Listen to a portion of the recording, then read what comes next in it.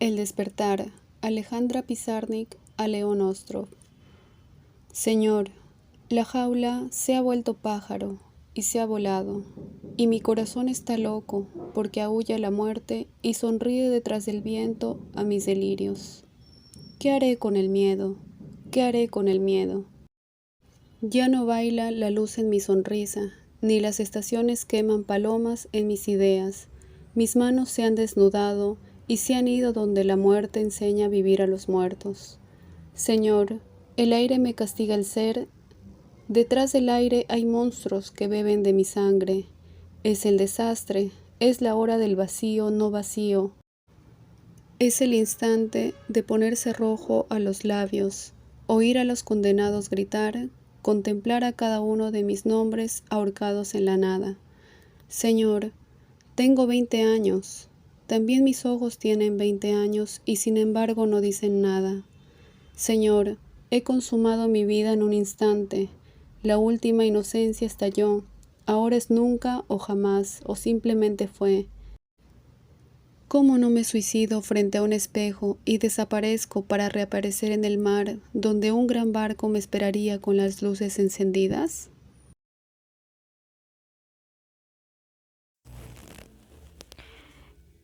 ¿Cómo no me extraigo las venas y hago con ellas una escala para huir al otro lado de la noche?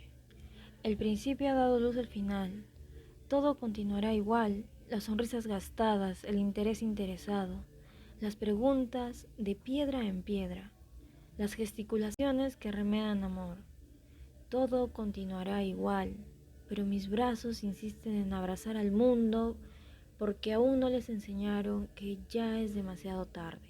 Señor, arroja los féretros de mi sangre. Recuerdo mi niñez cuando yo era una anciana.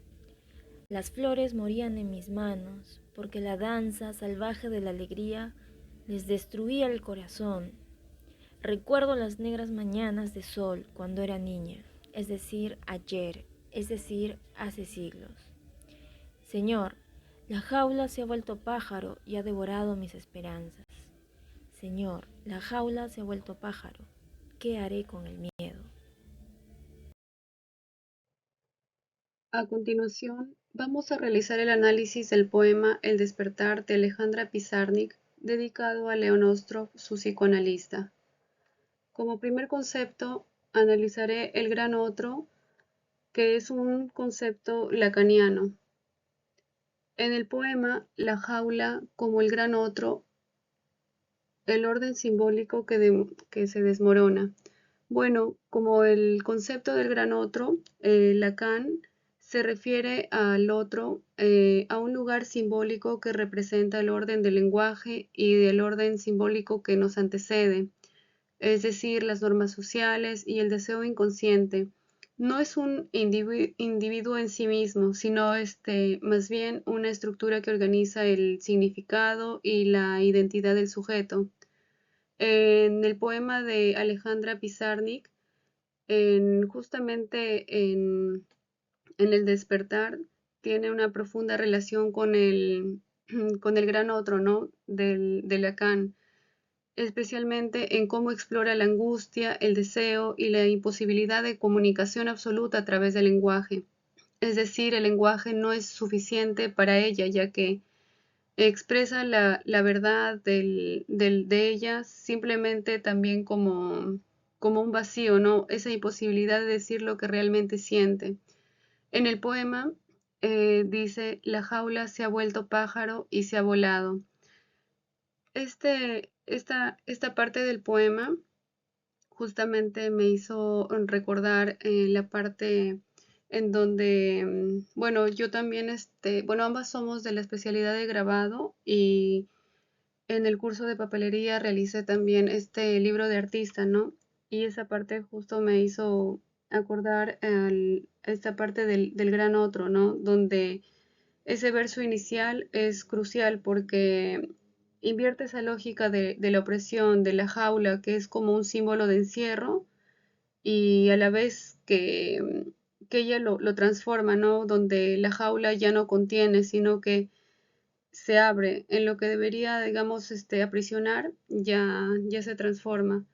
Esa jaula representa al gran otro como esa estructura del lenguaje, ¿no? Y la sociedad que da sentido a la existencia. Su desaparición deja al sujeto como un estado de desorientación y angustia.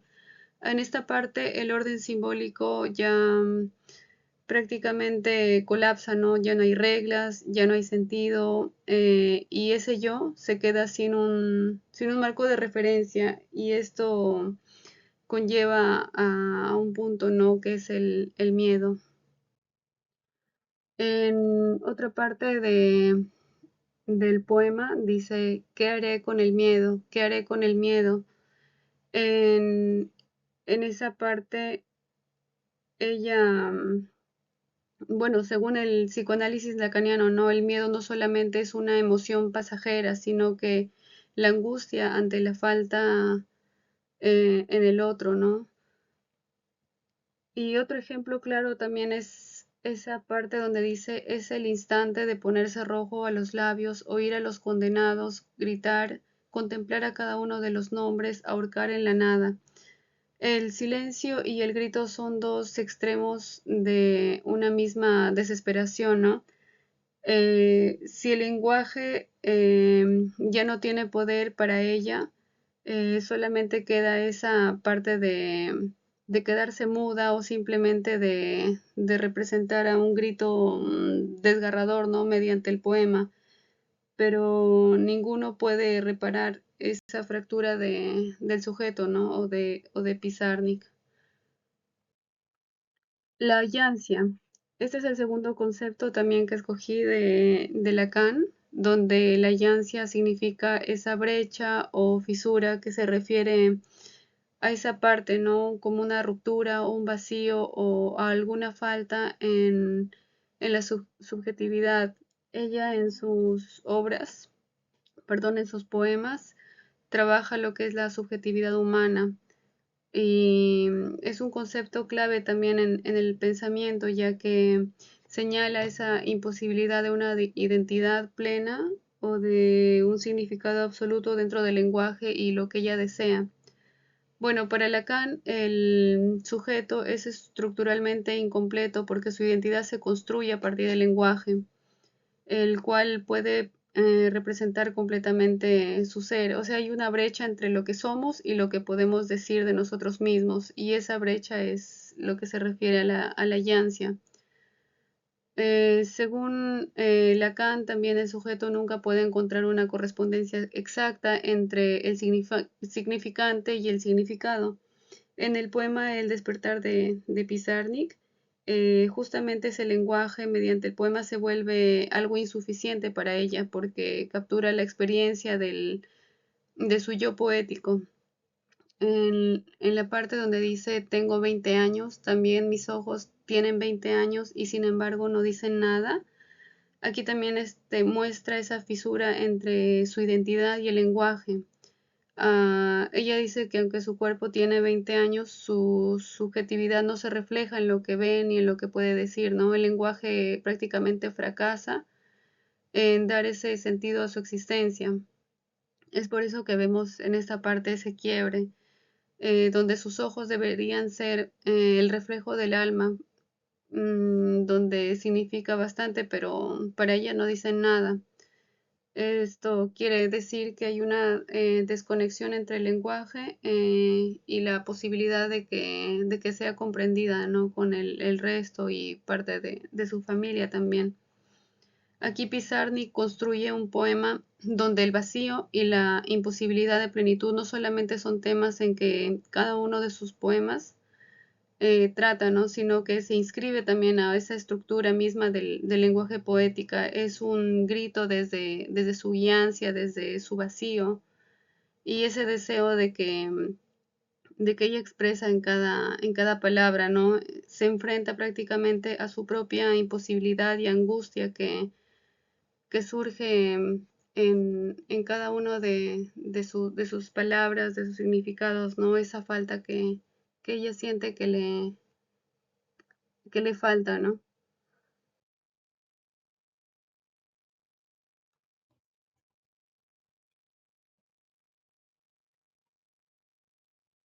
Ya.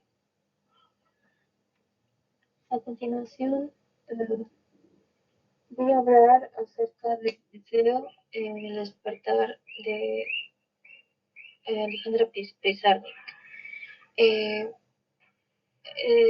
el deseo se expresa a través de, bueno, el deseo es un concepto lacaniano y este se manifiesta justamente en la experiencia del sujeto femenino. Alejandra Pizarnik como poeta pues busca encontrar su voz, su identidad y un lugar en el mundo, su lugar en el mundo, pero justamente ella se va a enfrentar a la imposibilidad de encontrar una respuesta definitiva o un sentido total, y esto le va a generar una angustia muy grande, que justamente es esta capacidad de desear vorazmente, y cómo ella expresa esto en sus poemas o en su obra. Eh, este texto o este poema puede ser leído como una reflexión sobre el deseo insatisfecho. Justamente este deseo no insaciable que ella siempre tiene y que nunca logra ser satisfecho, le genera una soledad existencial y el deseo de encontrar una conexión, pero también la angustia que surge de esa búsqueda. Y aquí justamente podemos resaltar eh, las limitaciones que Pizarnik encuentra en el lenguaje, ¿no? Ya que el lenguaje es una categoría impuesta por la sociedad, y en su poema, justamente en este poema que es bastante onírico, podemos ver cómo ella muestra una profunda insatisfacción, ya que este deseo nunca está satisfecho, y ella, si bien es un poema eh, por momentos optimista, también podríamos decir que se refleja la desesperación de ella por por conseguir justamente esta libertad poética. Entonces, el despertar en este caso podría manifestarse como un momento de confrontación con ese vacío interno que la acaba de describir, el despertar de la conciencia o de que el deseo nunca podrá ser completamente satisfecho, y esto va a mostrar como una lucha o una contrariedad en el poema, una lucha constante entre el sujeto y su propia falta, ¿no? Así, bueno, la obra de Pizarnik resonará con esta noción lacaniana de que el deseo está marcado por lo inalcanzable, lo cual va a generar en ella un conflicto existencial y también creativo, y esto va a crear una sensación de pérdida, de algo que siempre falta y que nos define como seres humanos, y que es parte de nuestra existencia.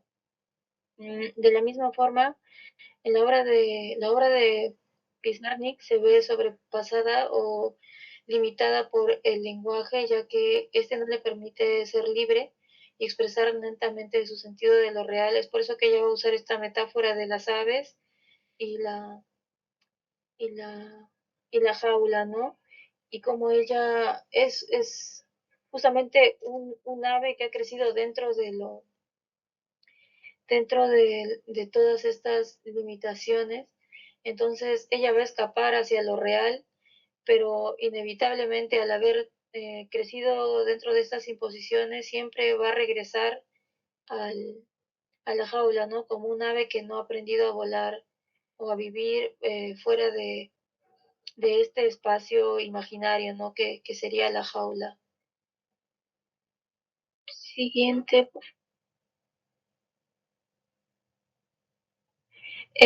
Bueno, otro aspecto importante que hemos escogido para analizar dentro de la obra de Alejandra Pizarnik, y que es muy importante, es el concepto freudiano de la pulsión de muerte o tánatos, que, bueno, esto va a referirse justamente a este impulso fundamental y que es contrario a la pulsión de vida, que es el eros, que justamente se va a ver en la obra, ¿no? Hay momentos en donde Alejandra Pizarnik parece optimista, recordando momentos de su vida nostálgicamente, pero hay momentos en los que también se va a mostrar bastante pesimista y justamente esta pulsión de muerte, si bien es una característica importante en toda la obra de Pizarnik, eso va a estar, se va a ver reflejado en la constante angustia existencial y en la lucha interna con la idea de la desaparición, la soledad y la aniquilación. Y también eh, en Pizarnik pues se refleja un proceso de despojo y un vacío existencial o incluso una alienación, ¿no? Una disolución del ser que justamente está vinculada al deseo ya que esta no puede ser colmada. La muerte va a aparecer como una necesidad casi metafísica en la obra de Pizarnik y incluso esta va a ser una forma de liberación frente a un mundo en donde Pizarnik ve el mundo como incomprensible y opresivo y justamente una metáfora de eso es la jaula y las aves, ¿no? Esta pulsión está vinculada también a la incomunicación y a la imposibilidad de expresar el sufrimiento interno tal cual, ¿no? En lo real y al anhelo de una disolución que ponga fin a la angustia que ella siempre podía mostrar en sus obras. La obra de Pizarnik va a estar fuertemente marcada por la exploración del dolor y la muerte y bueno, la pulsión no solo va a ser una referencia a la desaparición física, sino también a esta muerte simbólica de la identidad y de su voz. Y justamente en el caso del despertar se va a percibir esta lucha interna como una salida a la desesperación o un llamado a la liberación a través de la muerte, por ejemplo, cuando ella dice, ¿no? Señor, arroja los féretros de mi sangre, es como si ella mencionara que la muerte prácticamente es su identidad y es como algo inherente en su ser y en su esencia. Entonces, es ahí donde podemos ver eh, este tema como una conexión onírica con el estilo lírico de Pizarnik, que, bueno, se va a representar a través de imágenes poéticas densas, oscuras y, bueno, a menudo inquietantes para expresar el sufrimiento interior que la poeta sentía. La muerte en su poesía no sugiere una solución, sino una constante presencia que desafía la comprensión del ser y de su propia identidad y de su propia realidad.